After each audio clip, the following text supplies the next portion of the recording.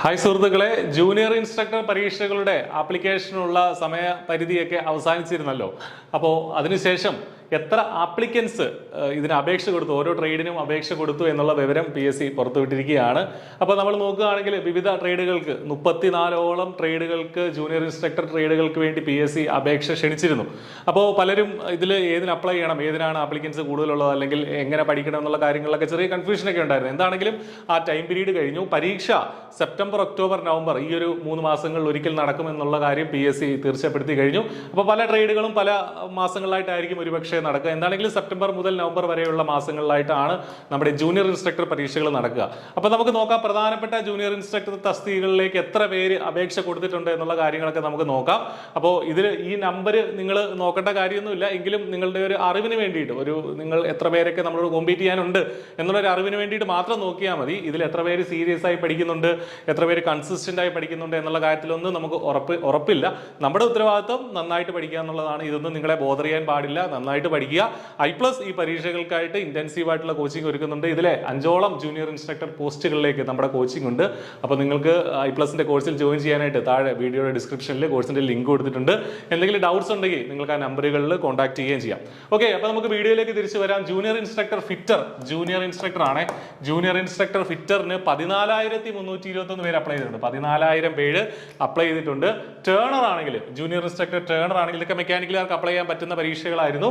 12,000 പേര് turner പരീക്ഷയ്ക്കായിട്ട് apply ചെയ്തിട്ടുണ്ട്. Machinist, junior instructor മെഷീനിസ്റ്റിന് ഏതാണ്ട് 10,000ഓളം പേര്, 9,900, ഏതാണ്ട് 10,000ഓളം പേരാണ് മെഷീനിസ്റ്റ് തസ്തികയിലേക്ക് അപ്ലൈ ചെയ്തിരിക്കുന്നത്. ഷീറ്റ് മെറ്റൽ തസ്തികയിലേക്ക് അപ്ലൈ ചെയ്തിരിക്കുന്നത് 12,000 പേര് ഷീറ്റ് മെറ്റൽ തസ്തികയിലേക്ക് അപ്ലൈ ചെയ്തിട്ടുണ്ട്. അപ്പോൾ ഈ കൂട്ടത്തിൽ ഫിറ്ററിനാണ് ഏറ്റവും കൂടുതൽ ആപ്ലിക്കൻസ് വന്നിട്ടുള്ളത്. അപ്പോൾ നമുക്കറിയാം, ഇതെല്ലാം മെക്കാനിക്കലുകാർക്ക് അപ്ലൈ ചെയ്യാൻ പറ്റുന്ന പരീക്ഷകളാണ്. വേറെയും ട്രേഡുകളിലേക്ക് മെക്കാനിക്കലുകാർക്ക് അപ്ലൈ ചെയ്യാൻ പറ്റും. ഇതൊക്കെ റിപ്പീറ്റഡ്, അതായത് ഇതിന് തന്നെ ഫിറ്ററിന് അപേക്ഷിച്ചത് തന്നെ ആയിരിക്കും ഒരുപക്ഷെ ടേണറിനും അപേക്ഷിച്ചിട്ടുണ്ടാവുക, മെഷീനിസ്റ്റിനും അപേക്ഷിച്ചിട്ടുണ്ടാവുക, ഷീറ്റ് മെറ്റലിനും അപേക്ഷിച്ചിട്ടുണ്ടാവുക. അപ്പോൾ അതൊക്കെ കോമൺ ആയിട്ടുള്ള ആളുകളായിരിക്കും. ഭൂരിഭാഗം, ഒരു 90% കോമൺ ആയിട്ടുള്ള ആൾക്കാർ തന്നെ ആകും. അതിനുശേഷം ഡ്രാഫ്റ്റ്സ്മാൻ സിവിൽ മേഖലയിലുള്ളവർക്ക്, ഡിപ്ലോമ സിവിൽ മുതലുള്ള അല്ലെങ്കിൽ ITI വിത്ത് എക്സ്പീരിയൻസ് ഉള്ള ആളുകൾക്ക് അപേക്ഷിക്കാൻ സാധിക്കുന്ന പരീക്ഷയായിരുന്നു draftsman, junior instructor draftsman civil. അപ്പോൾ അതിന് ഏറ്റവും കൂടുതൽ ആപ്ലിക്കൻസ് ഉള്ള, ജൂനിയർ ഇൻസ്ട്രക്ടർ തസ്തികകളിൽ ഏറ്റവും കൂടുതൽ ആപ്ലിക്കൻസ് ഉള്ളത് ഈ ഡ്രാഫ്റ്റ്സ്മാൻ സിവിൽ പരീക്ഷയ്ക്ക് വേണ്ടിയിട്ടാണ്. 21,968, അതായത് 22,000 പേര് ഈ പരീക്ഷയ്ക്കായിട്ട് അപ്ലൈ ചെയ്തിട്ടുണ്ട്. അപ്പോൾ 22,000 എന്നൊക്കെ പറയുന്നത് ജനറൽ PSC ഒക്കെ അപേക്ഷിച്ച് വളരെ ചെറിയ നമ്പറാണ് അല്ലേ. ജനറൽ PSC മറ്റ് കോമൺ എക്സാമിനൊക്കെ ലക്ഷക്കണക്കിന് ആൾക്കാരാണ് അപ്ലൈ ചെയ്യുന്നത്. അപ്പോൾ അത് അപേക്ഷിച്ച് നോക്കുമ്പോൾ നമ്മുടെ ടെക്നിക്കൽ എക്സാം വളരെ കുറവാണ്. ഇതിൽ തന്നെയും സീരിയസ് ആയി പഠിക്കുന്നവർ ഇതിന്റെ ഒരു പകുതിയിൽ താഴെ ഉണ്ടാവുള്ളൂ.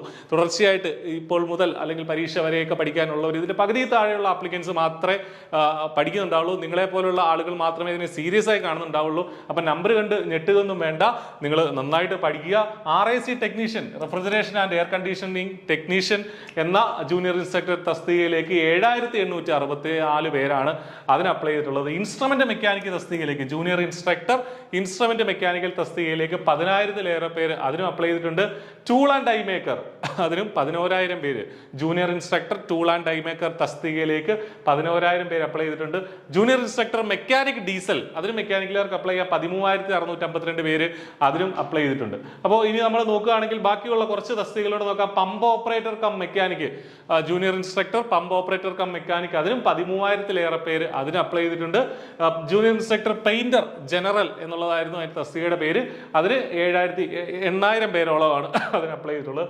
ജൂനിയർ ഇൻസ്ട്രക്ടർ ഇലക്ട്രീഷ്യൻ, ഇലക്ട്രിക്കൽ മേഖലയിലുള്ളവർക്ക് അപ്ലൈ ചെയ്യാൻ പറ്റുന്ന പരീക്ഷയായിരുന്നു. 9,100 പേരാണ് അതിന് അപ്ലൈ ചെയ്തിട്ടുള്ളത്. ജൂനിയർ ഇൻസ്ട്രക്ടർ വയർമാൻ, അതും ഇലക്ട്രിക്കലുമായി ബന്ധപ്പെട്ട പരീക്ഷയാണ്. 6,575 പേരാണ് അതിന് അപ്ലൈ ചെയ്തിട്ടുള്ളത്. മെക്കാനിക് കൺസ്യൂമർ ഇലക്ട്രോണിക് അപ്ലയൻസസ് എന്ന് പറഞ്ഞ ജൂനിയർ ഇൻസ്ട്രക്ടർ തസ്തികയിലേക്ക് 10,582 പേര് അപ്ലൈ ചെയ്തിട്ടുണ്ട്. ഇനി junior instructor wood work technician, അതിലേക്ക് 8,557 പേര്. ആർക്കിടെക്ചറൽ ഡ്രാഫ്റ്റ്സ്മാൻ പരീക്ഷയ്ക്ക് ഒരുപാട് പേര് അപ്ലൈ ചെയ്തിട്ടുണ്ട്. 15,000ഓളം പേര് ആർക്കിടെക്ചറൽ ഡ്രാഫ്റ്റ്സ്മാൻ തസ്തികയിലേക്ക് അപേക്ഷിച്ചിട്ടുണ്ട്. ആർക്കിടെക്ചർ യോഗ്യതയുള്ളവർക്ക് അപ്ലൈ ചെയ്യാൻ പറ്റുന്ന ഒരു ജൂനിയർ ഇൻസ്ട്രക്ടർ പോസ്റ്റ് ആയിരുന്നു അത്.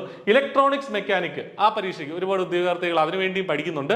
15,575 പേരാണ് അതിനും ഇലക്ട്രോണിക്സ് മെക്കാനിക് പരീക്ഷയ്ക്ക് വേണ്ടിയിട്ടും അപ്ലൈ ചെയ്തിരിക്കുന്നത്. അപ്പോൾ ഇതാണ് നമ്മുടെ ഒരു ജൂനിയർ ഇൻസ്ട്രക്ടർ തസ്തികകളിലേക്കുള്ള ഏകദേശ ആപ്ലിക്കൻസിന്റെ ഒരു എണ്ണം എന്നൊക്കെ പറയുന്നത്.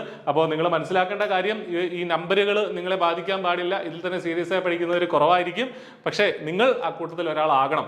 ഇന്നു മുതൽ കൺസിസ്റ്റന്റ് ആയി പഠിച്ചെങ്കിൽ മാത്രമേ നമ്മുടെ മുന്നിൽ ഒരു 7-8 മാസം കിട്ടും.